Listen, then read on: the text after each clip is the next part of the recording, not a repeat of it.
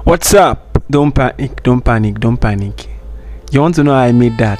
It's very, very simple. That transition is way too simple. Alright, so after recording your videos, the ones you want to work on, then you open CapCut and pick the video you want to work on, and that's it right there.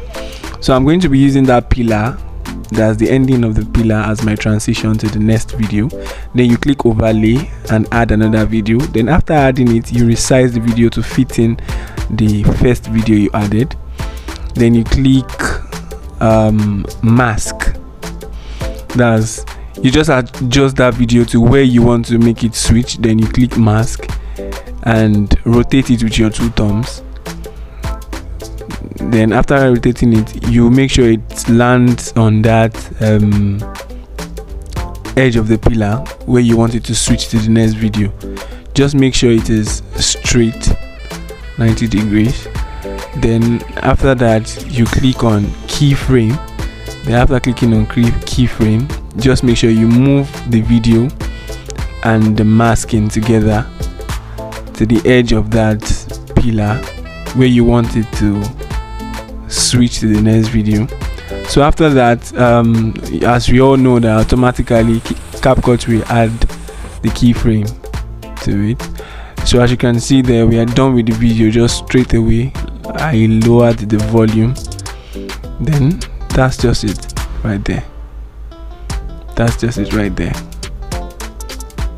So after that, I just added a filter. I added filter to it to make it look cinematic. Then I picked movie and the one you could see right there.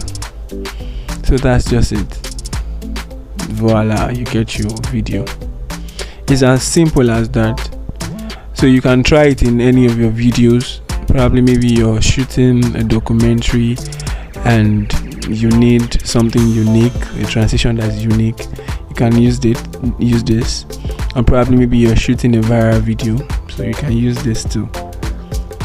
Anything, you might be shooting a brand content. Probably maybe you're doing this for a brand. So it's as simple as that. You can just, that's it right there. Is that not beautiful?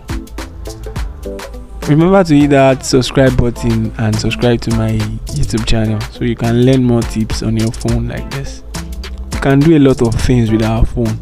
So just make sure you click that subscribe button. I have more to come. More. Oops, sorry, before I go, you just save your video. Remember to save your video. So after saving your video, you're done. Just export, save, anyhow, just export and save.